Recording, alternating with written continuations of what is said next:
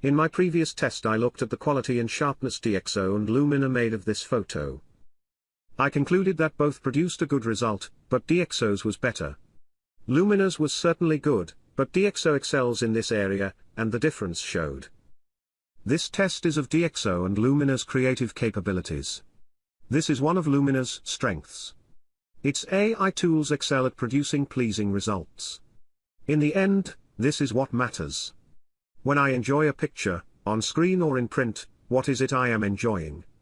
The technically perfect pixels or the artistic quality? For me the latter is paramount. Technical qualities have their place, of course. The better the technical quality, the bigger the picture can be enlarged. So, there is a balance and a tension between the two. In all honesty, when I sat down to work on the images in DXO and Luminar, I expected Luminar to produce the best result, from an artistic point of view, and that it would be easier to get a great result in it than in DXO. The image needs improvement in 3 areas. First, the sky is washed out. Second, the foreground is underexposed. Third, there is a blue cast in the sky. I chose this image, not because it's one of my best efforts, which it is not, but because it would thoroughly test the tools. First, let us see what Luminar can do. The first thing to do is remove the slight blue color cast. This seems to be a white balance issue, and setting the white balance to cloudy corrects it. No problems here, the scene now looks much better. Now for the AI Enhance adjustments. The AI Accent adjusts the whole image and AI Sky Enhancer works only on the sky. Also, you can create a mask to limit the areas that the tool affects.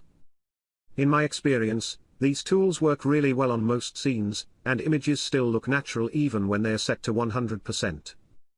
First, AI Accent. Here you can see the effects it has as I move the slider to various levels. For this image, I think a setting of 60 looks best, although what looks best is always subjective.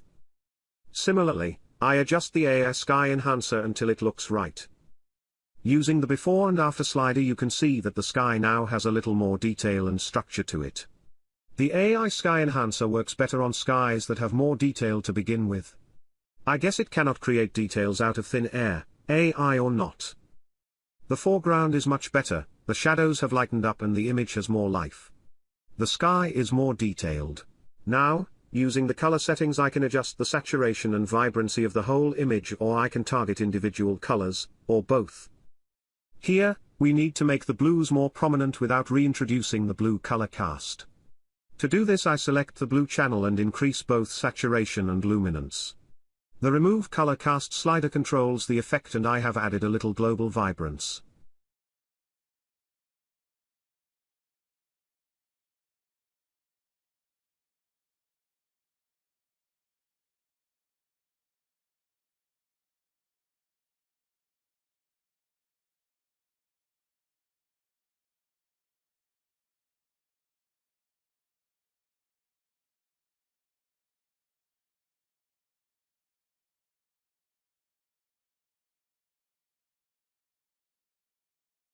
Now for the Landscape Enhancer.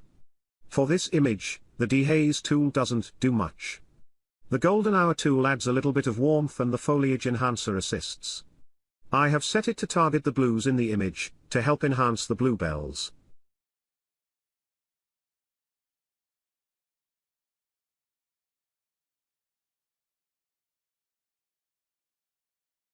As you can see, making adjustments in Luminar is easy.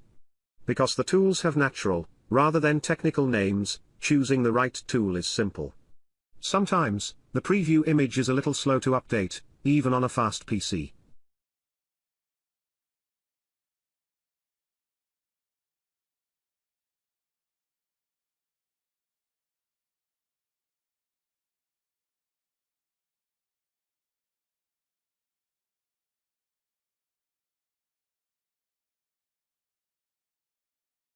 The Pro Palette is a very useful advanced contrast tool, and I find that adjusting the highlight and mid-tones contrast is beneficial.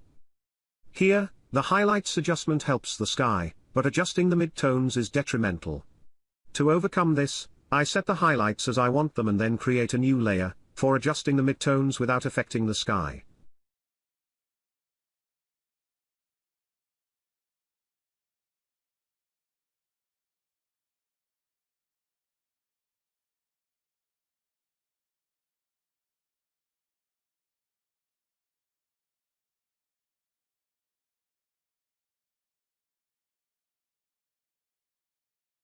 Creating the new layer is very easy.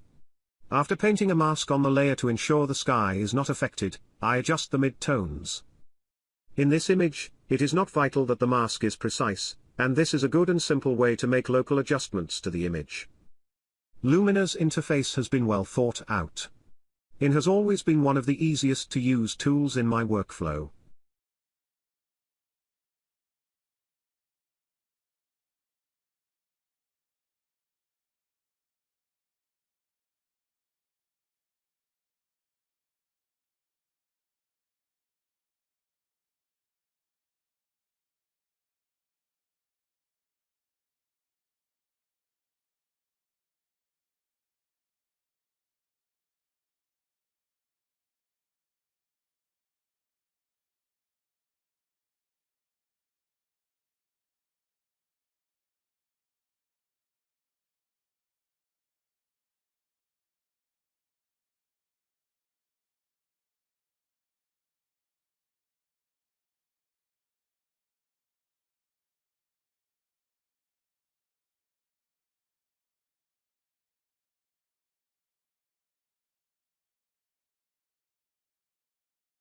Here is the completed Luminar version of the image.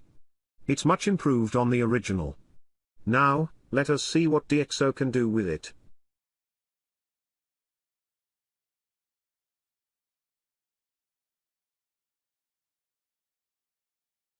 The first thing to see in the DXO version is that its colors seem more natural. The blue color cast is not present.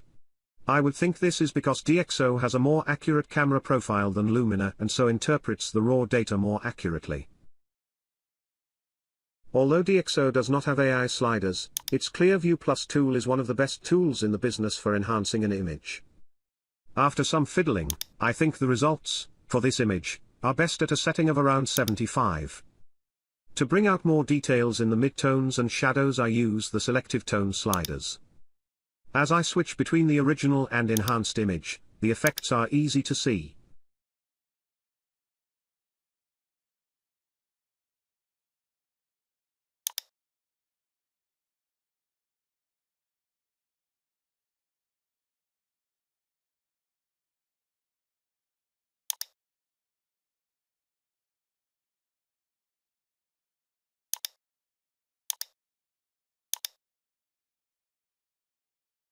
This image features the delightful Ranadale Valley in the UK Lake District, and its wonderful spring bluebell display. DXO makes it easy for me to enhance the bluebells. I could just select the blue channel and adjust that, but DXO has something better. Using its color wheel and color selector, I pick the actual color of the bluebells and DXO then selects both that and the related colors. All in one click. If I want to, I can adjust the selection, but it seems fine here. Now I can adjust the bluebells to enhance their colors and presence within the photograph.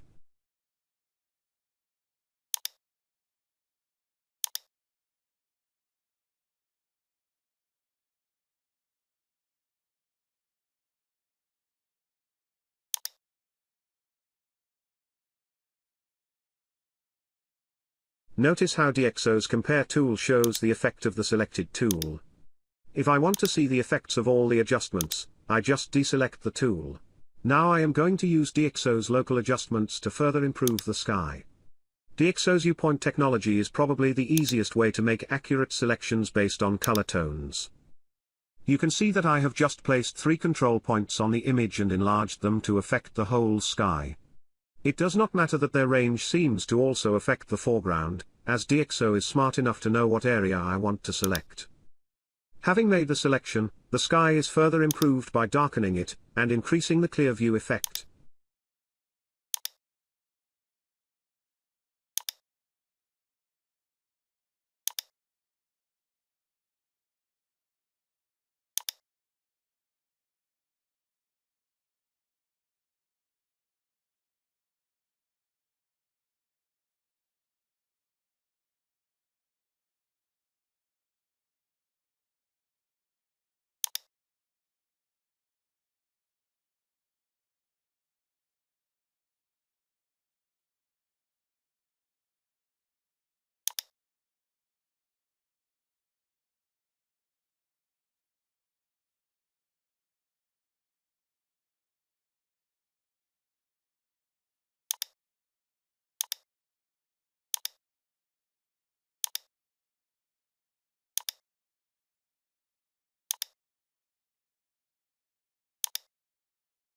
Zooming into 100% shows how accurately DXO has created the mask. The danger when making aggressive adjustments to a local selection is that halos form around the edges of the selection. That is not occurring here.